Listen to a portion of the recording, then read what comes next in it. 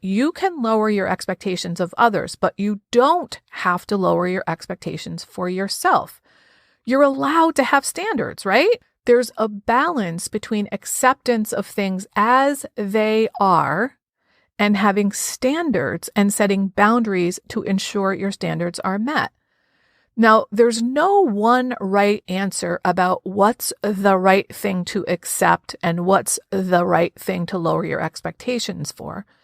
It's really something that is individualized to the person and the situation. Hi, I'm Barb Nangle. I want to welcome you to my podcast, Fragmented to Whole: Life Lessons from 12-Step Recovery, where I help people heal their emotional, psychological, and spiritual wounds and make deep, lasting changes in their lives. I'm the founder and CEO of Higher Power Coaching and Consulting, LLC, where I coach people on how to develop healthy boundaries. On this podcast, I share my experience, strength, and hope from recovery. I don't support or endorse any particular 12-step recovery fellowship, and I don't claim to speak for any particular 12-step fellowship. I also don't believe that 12-step recovery is the only way to recover. You might need additional help. My hope is that you'll find my words concretely helpful in improving your life, whether you're in recovery or not. This is episode 144. You have choices. How to end your suffering by lowering your expectations. I got a message from a longtime listener, friend, and fan of the podcast asking me if I had a podcast episode on lowering your expectations because she could really use one.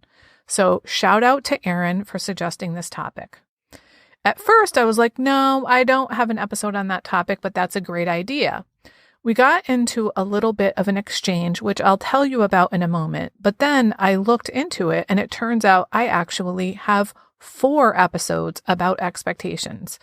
I didn't realize it was that many, but I did realize that managing my expectations has been a huge part of my recovery and is one of the foundations of my emotional sobriety, which is the best way to describe where I'm at in my recovery.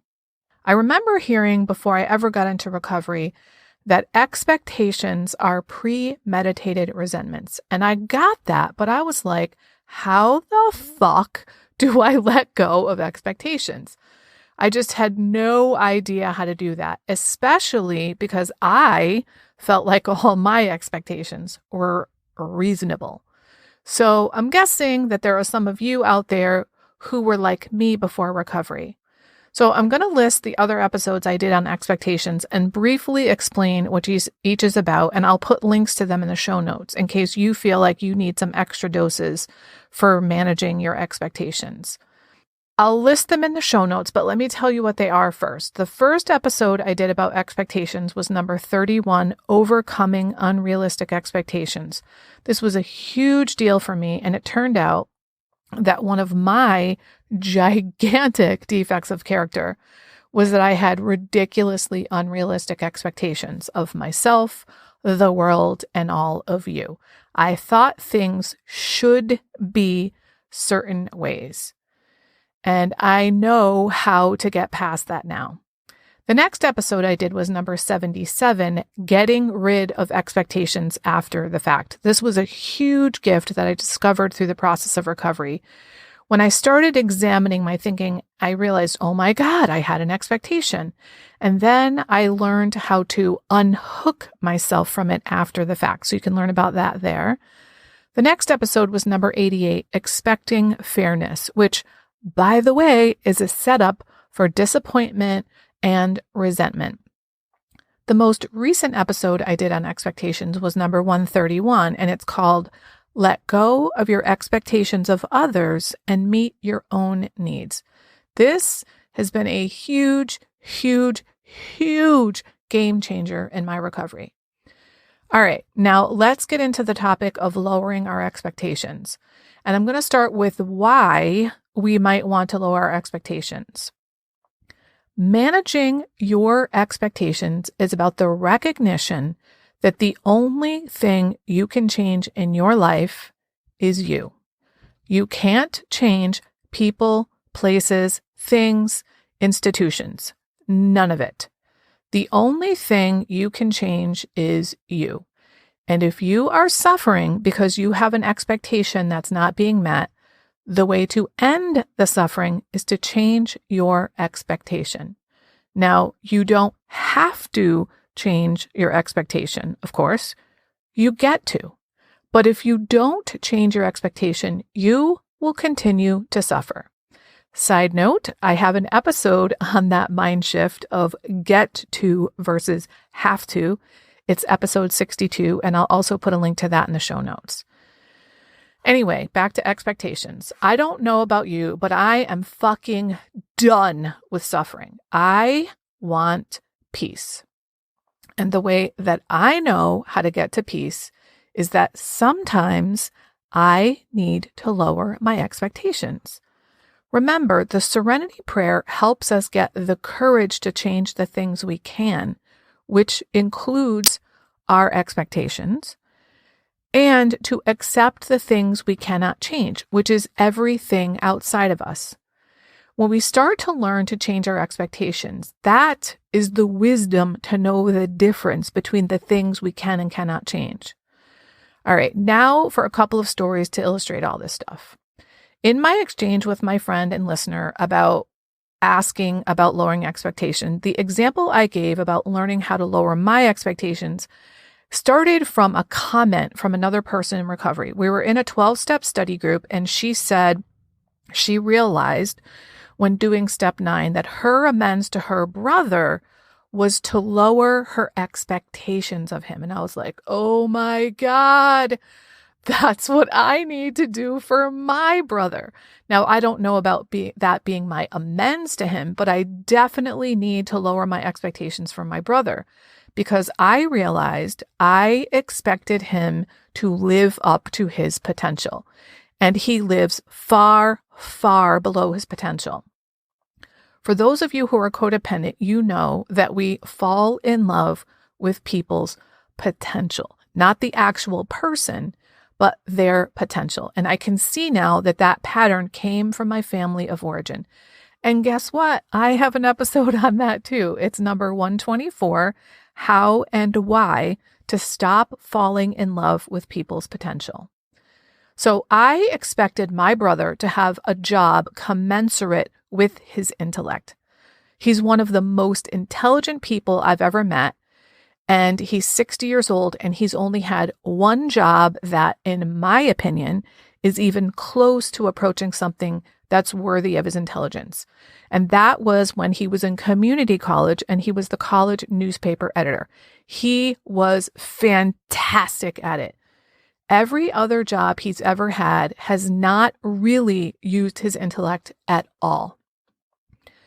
Now, I realized that a huge part of my difficulty with my brother was that I was judging him and, in my mind anyway, condemning him for not living up to my expectations, to his potential.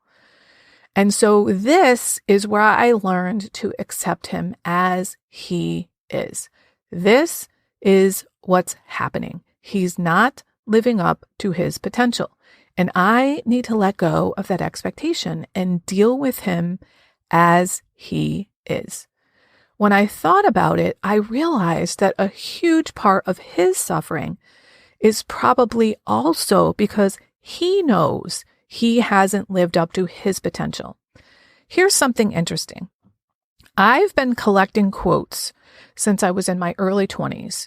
So for like 35 years at least. And the very first quote I remember writing down was by Ashley Montague. And it was this: "The deepest personal defeat suffered by human beings is constituted by the difference between that which we are capable of becoming and that which one has in fact become." I'll put that quote in the show notes too. Now, I feel like that is my brother's deepest personal defeat, because he knows what he's capable of, and yet he isn't even coming close to reaching it. So when I hold the expectation of him that he should live up to his potential, I'm only adding to his deep personal defeat. So I guess you could say it's an amends to him to let go of that expectation. I realized this is what he's like. This is how he's living, and I have no say in it. It doesn't help me, and it doesn't help him for me to have this expectation. When I shared all of that with my friend, she said that her situation was very different. She was having trouble with expectations of her internship because they're avoiding her attempts to communicate. And she just can't let go of the expectation that they should communicate with her. One of the things I told her is that you can lower your expectations of others, but you don't have to lower your expectations for yourself. You're allowed to have standards, right? There's a balance between acceptance of things as they are and having standards and setting boundaries to ensure your standards are met. Now, there's no one right answer about what's the right thing to accept and what's the right thing to lower your expectations for. It's really something that is individualized to the person and the situation. It depends entirely on what is important to you. It depends on your values. This is why it's so important to be clear on your values. And this is especially so when it comes to setting boundaries, because your values signal where you're going to put the boundary. It takes some experimentation, and you don't know until you actually lower the expectation and you see how that feels. Or you don't know until you set the boundary and you see how that feels. Does it feel like a situation you're comfortable with and can live with according to your values? Then that's, quote, the right thing for you in that situation. So in this situation with the internship organization that's not communicating with her, it may very well be, quote, wrong that they're not communicating. But the reality is that is what's happening. So if she continues to suffer by having the expectation that they should communicate with her, then she can keep those expectations. That's called having standards in her life. But what that might tell her is, this is not the organization for me. If I have the expectation that the communication will flow back and forth in an organization I'm involved with and it's not happening, then that tells me where the boundary goes. So maybe she needs to leave. Now, if that is not a possibility in her situation and she continues to suffer, then she gets to change her expectations and realize these people don't communicate well. But that doesn't mean she can't communicate well. She doesn't have to change her expectations for herself. She can keep the flow of information going to them and just know they suck at communicating. Now, it's really hard to know what the right thing is here. Maybe the organization is a well-oiled machine and she just doesn't have the hang of it yet. Or maybe she's not communicating with the right person. Or maybe she's right and they do suck at communicating. But the fact remains she's not feeling the flow of communication.